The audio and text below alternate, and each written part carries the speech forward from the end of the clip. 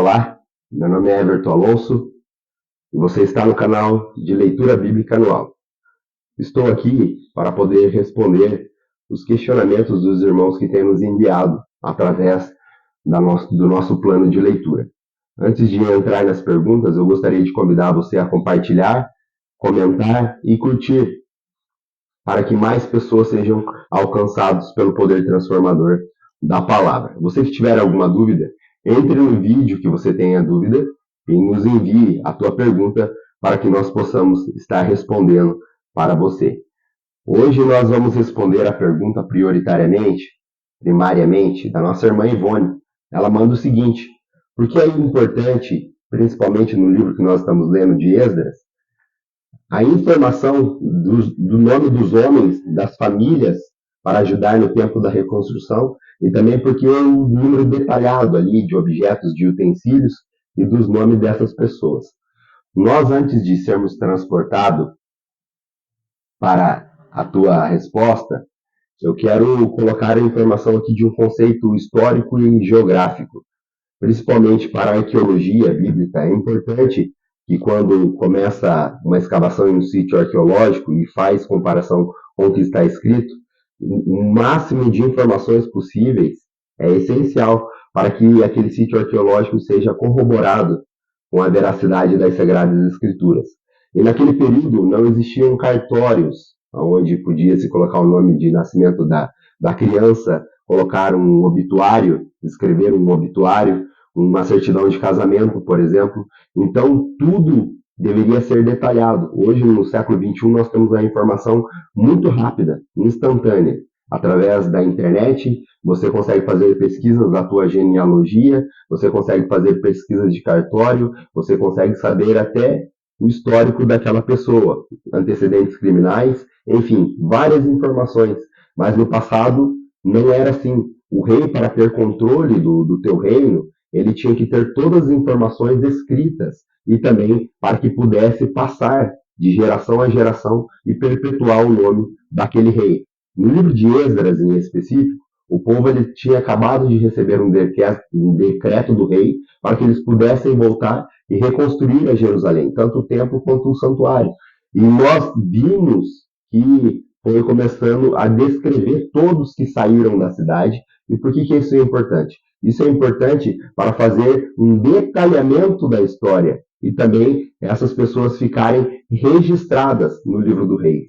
Então, quando o rei ele fala que essas pessoas estão voltando, por exemplo, Zorobabel como líder, ele está notificando em carta o acesso de todas as pessoas que estão saindo. Então, as pessoas realmente sabiam para onde Zorobabel e todas as outras famílias estavam indo. Então, se você, na continuação do livro de Esdras, nós vamos perceber que em um período do tempo, os templos e o santuário, eles foram, por decreto de outro rei, foi paralisado as obras. Mas como que essas obras voltaram? Essas obras voltaram através de um escrito que o rei anterior tinha feito, e esse decreto estava declarado nos manuais.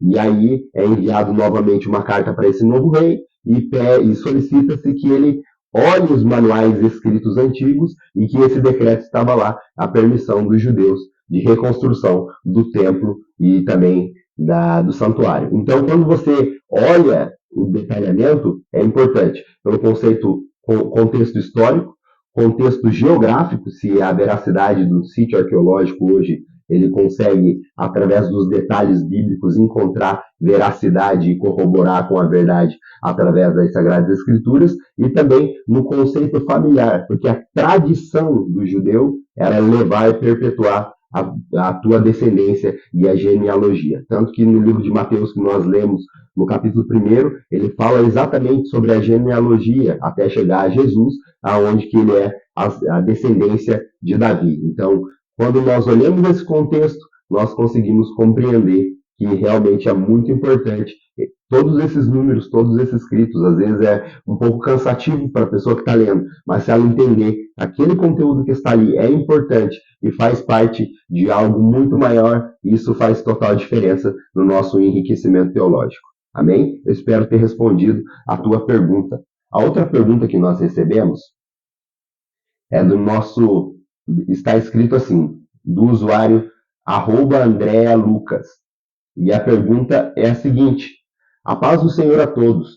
Tenho dúvidas nessa leitura de Gênesis 3, verso 22, que diz assim lá: então disse o Senhor Deus, eis que o homem se tornou como um de nós. Para quem ele disse isso? A outra parte, assim para que não estenda a mão e tome da árvore da vida e viva eternamente. Existia outras árvores? E a terceira pergunta, em Mateus, quero saber sobre o batismo. Quem batizou João Batista? Muito obrigado pela tua participação. Espero responder vocês de forma clara e concisa. Caso não consiga, você pode estar deixando aqui nos comentários para que nós possamos aprofundar mais sobre esses assuntos. A primeira pergunta, o primeiro questionamento, sobre ele fala para quem Deus estava dizendo, se tornou como um de nós. Aqui nós entendemos, dentro da teologia sistemática, que nós acreditamos na Trindade, ou na Santíssima Trindade, que Deus é três em um, Deus Pai, Deus Filho e Deus Espírito Santo. Tanto que na teologia sistemática nós encontramos a teologia, que é o estudo central de Deus Pai, nós estudamos pneumatologia, que é o estudo do Espírito Santo, e estudamos cristologia, que é o estudo de Jesus Cristo. Então nós temos várias vertentes que corroboram Deus três em um. Mas lembrando que no Antigo Testamento, quando Moisés está escrevendo ali o Gênesis, eles não tinham uma visão clara e ampla dessa trindade. Somente no Novo Testamento, com a vinda de Jesus Cristo à Terra e também do Espírito Santo, que nós conseguimos encontrar elementos que sustentam esse Deus Pai, Deus Filho e Deus Espírito Santo. Sobre a tua segunda pergunta, assim para que não estenda a mão e tome da árvore da vida e viva eternamente. Existiam outras árvores?